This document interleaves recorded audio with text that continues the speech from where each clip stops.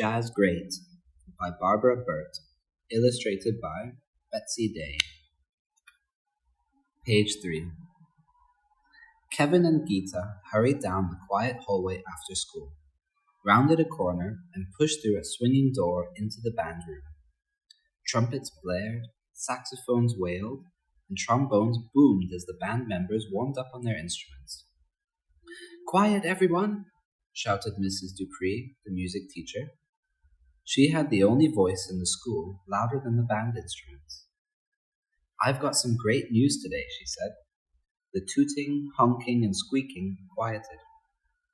"Starting on Wednesday, after school, Miss Ellie McClintock will be working with us, especially those of you who want to play jazz. She's one of the best musicians I know, and we're extremely lucky to have her on board. Now, she's stopping by today after rehearsal to introduce herself to you, so don't be surprised when she shows up." Page 4. As they heard this news, Kevin and Geeta high-fived each other. A few months ago, a group of band members had asked Miss Dupree about starting a jazz band. She had explained that most of the kids in the middle school band weren't quite ready for that, but she said that she thought it was a good idea for some of them. "I'll see what I can do," she said, "but no promises." Kevin became the group's unofficial leader. For 2 years now, he's been listening to his older brother's Cal's jazz CDs. He loved the music from the start and knew he had to share it with his friends. He began to invite Geeta, Alicia, and Mark over to listen to the CDs. They too fell in love with jazz, so the four decided to form the KGAM Jazz Club. The name came from the initials of their first names, but they usually just called themselves the K-Jammers. Every Wednesday, after school, they met at Kevin's house to listen to records and discuss jazz. As they listened to more and more jazz, the group began to have favorite players. Alicia, who played keyboards, leaned towards players like Herbie Hancock and Mello McCoy, Tyner. Geeta, who played snare drum, like Art Blakely. Kevin, a saxophone player, was a serious fan of John Coltrane and Joshua Redman. Mark, who played the bass in the band, liked listening to masters of the instrument. He thought Charlie Mingus and Charlie Haydn were the greatest. Page 5. Now, with Ellie McClintock's help, maybe the group could learn to really play jazz. The group was so absorbed in these hopes, they found it hard to focus on the practice session. Miss Dupree raised her baton to start the warm-up. All the instruments sounded discordant at first, but by the time the warm-up was finished, the band started sounding like one orchestra, not 25 individual instruments. As time wound down toward the end of the period, Kevin noticed a tall woman standing outside the doorway. She looked familiar, but Kevin couldn't place her. Kevin tried to picture the CD cover photographs from all his brother's CDs. Was she on one of them? Page 6. Miss Dupree saw the woman too and set her baton down and went over to say hello. She guided her into the room and to the front of the class. Everyone was so silent, they could hear the footsteps as they walked across the room. Miss Dupree led the woman to a chair in front of the band, and she sat down. "Band members," Miss Dupree said, "I'm very happy to introduce you to my good friend, Miss Ellie McClintock." "Hello, everyone," Miss McClintock began in a quiet voice that commanded complete attention. "I just wanted to stop by today and get to know you a bit. I'm here to teach all of you about jazz, the music I play." I was thrilled to hear from Miss Dupree that there is so much interest in jazz here, and I understand that several of you are also interested in forming a jazz band. I look forward to helping you do just that. Everyone applauded, but Miss McClintock held up her hands. "This will be hard work. Jazz is not easy, and I have high expectations. It's up to you to live up to them. If you open your ears and work hard, we'll make some great music together. Now, let's hear what you can do." Then she sat quietly and listened intently to the rest of the practice. At lunch the next day, the cafeteria rumbled as hundreds of voices talked and laughed. Silverware and dishes clattered, and kitchen fans hummed. Page 7. Alicia set her tray on the long table beside Gita's and looked around, her eyes bright with excitement. "What do you think, Kay Jammers? Is this great news about Miss McClintock or what?" The four quickly discussed the pros and cons of having a real jazz musician to teach them. Most of them worried that they would not be good enough. Kevin got in the last word as the bell rang. "We'll just have to do our best." Then they raced off to class, each hoping that their best would be good enough. Page 8. The following Wednesday, after school, 8 student musicians gathered in the band room. Everyone took out their instruments and started warming up. The noises ceased as Miss McClintock appeared in the doorway. "Hey, hello everybody," she said to the group, smiling. Gita jumped up and helped lead her to the middle of the room where Miss McClintock found the music stand. "That sounded fine. Why don't you introduce yourselves to me?" Kevin introduced all the kids in the room. Miss McClintock nodded and listened carefully as the students spoke, stopping to ask questions at times. Then she spoke to them about her blindness and how they could help her make the practice sessions work smoothly. She said that it would be best for her if they always sat in the same spot, and she asked them please not to move her materials. Finally, it was time to get down to music. Miss McClintock told the kids that she'd brought some charts to try out. She asked Alicia to pass them out. "This is a chart?" said Mark. "It looks like regular music to me." Kevin rolled his eyes, but Miss McClintock didn't seem to mind Mark's comment. "In jazz, we call a piece of music a chart." "I'm just curious. How much do you guys know about jazz?" she asked. Page 9. Everyone started talking at once, and immediately Miss McClintock held up her hand. "One at a time, I have to listen to each of you." Kevin said, "It's looser than regular band music," then added, "and sometimes people add their own stuff." "Yes, you're right. That's called improvisation," said Miss McClintock. Then she continued, "Someone picks up on the melody and starts making a new variation all on their own. It's a very important part of jazz." "Anything else?" "There's a lot of trading off. Players take turns playing," said Mark. "I was hoping someone would mention that," said Miss McClintock. "That's also a very important part of jazz. In fact, you'll see in this first chart that the trumpet and the saxophone take turns playing the lick." Silence greeted Miss McClintock's ears until Alicia asked shyly, "What's a lick?" So she explained that a lick was the most important part of the tune or melody. Then she told them to get ready. "Let's see what you can do with the piece I just handed out. Ready?" Then she counted to 4 and they started to play. Page 10. The kids started off energetically, but only tuneless squawks and high-pitched squeaks followed. Each student seemed to be playing in his or her own tempo. They went on for a few moments, faded, then died away completely. Kevin let his saxophone swing from his shoulder as he buried his face in his hands. Miss McClintock stopped to think for a moment. Then she told them not to worry.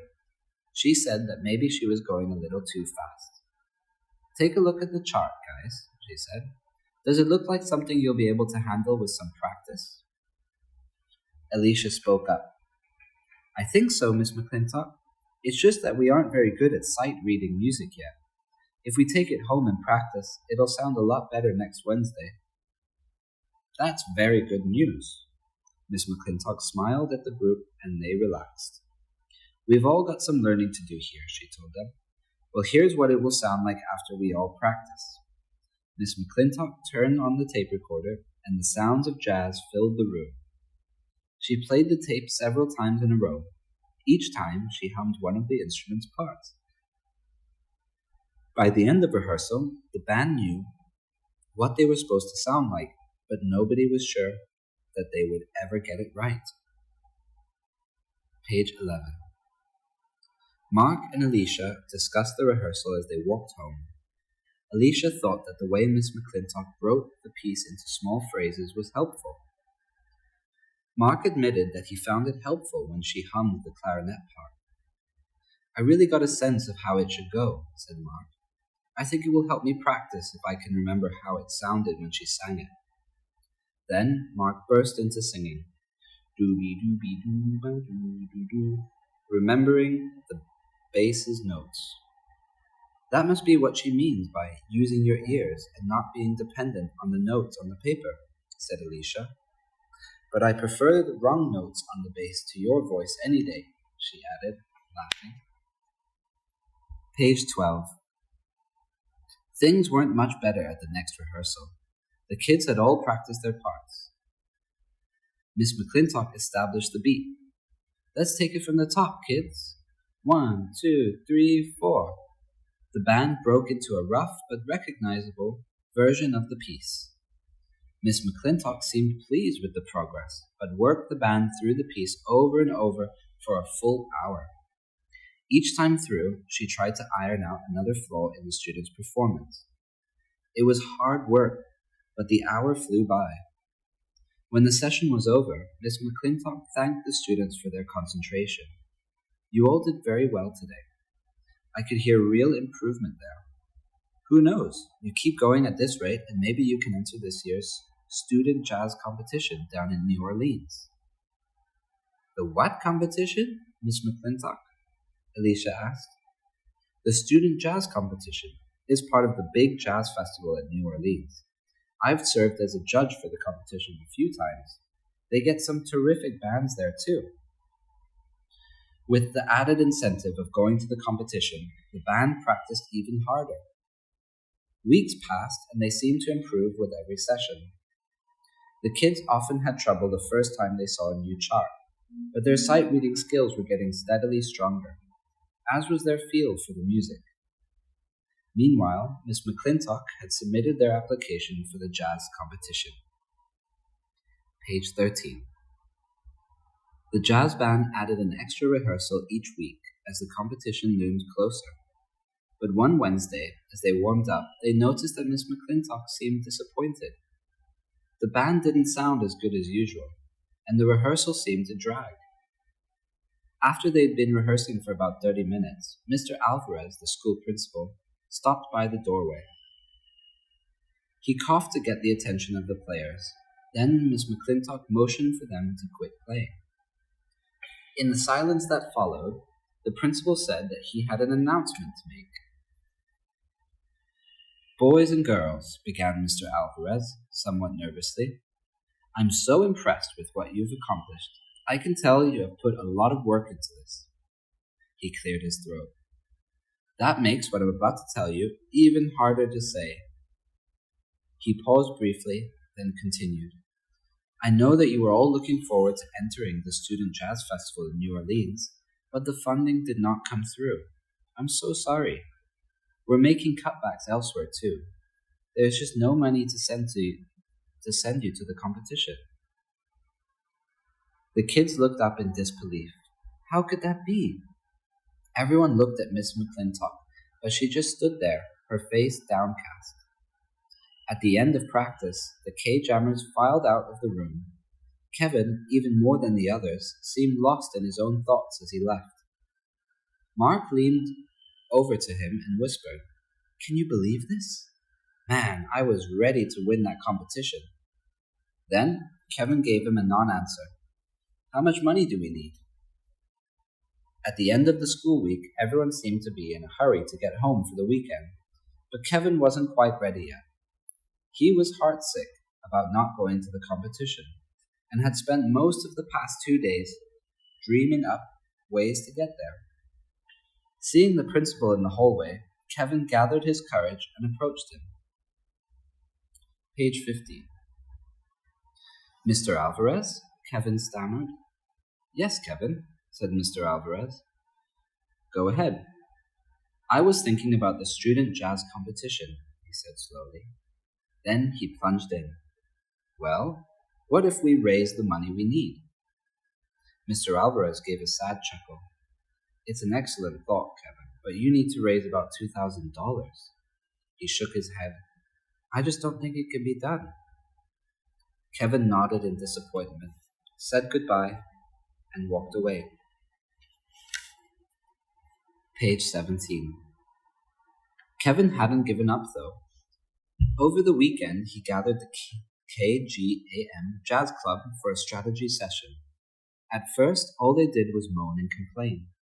Then Geeta spoke up. Look, we need to make a plan, said Geeta, and it has to be one that we can do fast. There's not much time to make it happen. Yes, agreed Kevin. We need to think of a way to raise a lot of money fast. But how? Mark proposed that they do yard work and charge $5 an hour. But then they realized that it would take them 400 hours to raise the kind of money they needed. Then Kevin suggested that they sell something, but Geeta reminded them that they'd have to make whatever they sold. Then suddenly, Alicia stood up and spoke. Hey, we already have something that we can sell, our music. What if we do a benefit concert? Maybe that would work. Yes, said Kevin, just like those benefit concerts you see on TV. Page 18. Monday, after school, the K-Jammers found Miss McClintock in the music room practicing. Everyone's voice filled with excitement as they chatted, entering the room. What are you all so happy about? She asked. Things seem pretty grim to me. Then the kids launched into a description of their plan. After telling her breathlessly about it, Miss McClintock began to ask them questions. How would the kids do it? Where and when would they perform? How would they advertise the concert? And so on. Every question was met with enthusiastic answers. Finally, Miss McClintock agreed. You know, maybe you kids have a good idea here.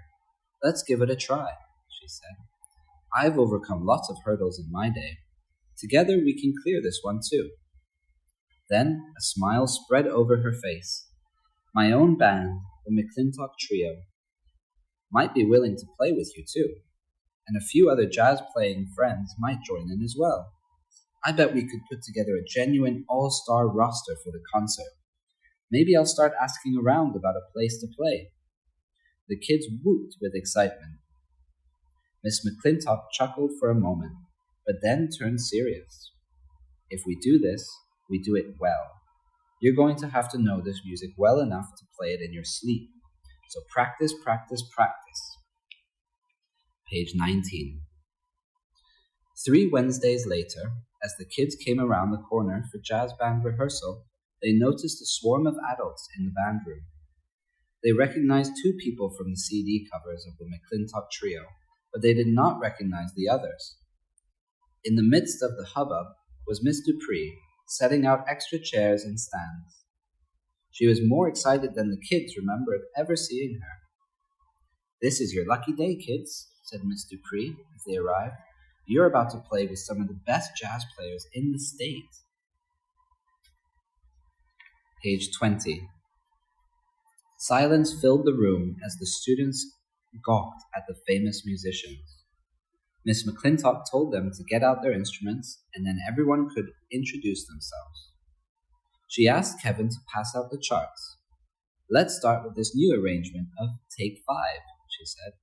You kids go ahead, we'll come in later. The band stood motionless, awed for a moment. Kevin, get them started, Miss McClintock urged. Oh, right. Geeta, ready? Kevin counted out the tempo. On cue, Geeta laid down the beat. Then the other K-jammers swung in behind her. Page 21. Ellie McClintock began tapping her foot in time with the music. Then, as the kids gathered steam, she started playing along. Barely nodding a few moments later, she signaled the others to come in too. Then the room shook with the powerful sound. Kevin almost had to pinch himself. This had to be a dream. He listened as the older players began trading off solos, playing over the K-Jammers' groove. Then, Amazed, he saw one of the players nod in his direction. The next solo was his. Kevin trembled at first, but he knew the music so well that soon he was swinging along, playing his heart out. It was a great rehearsal.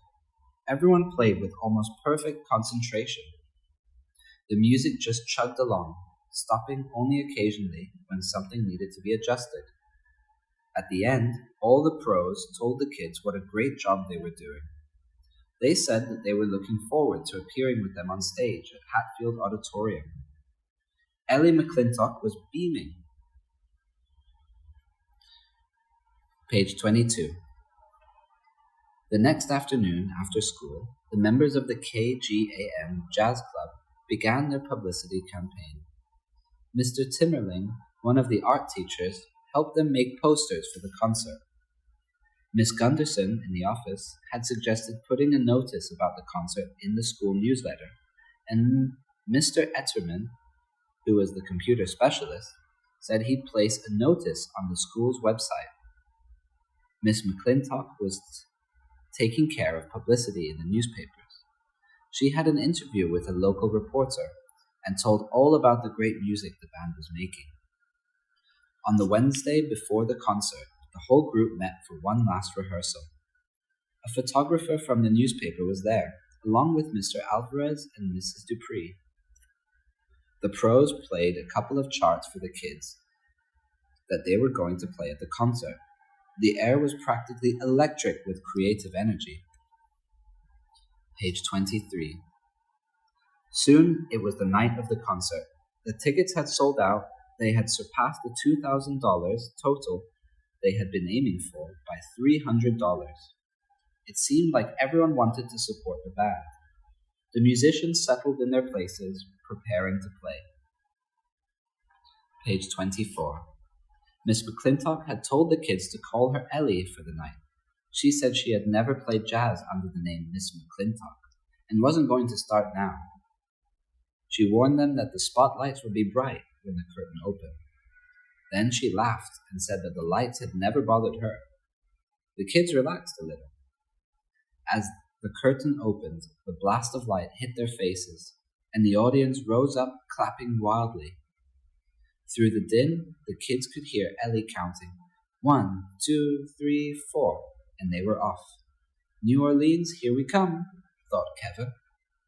The end.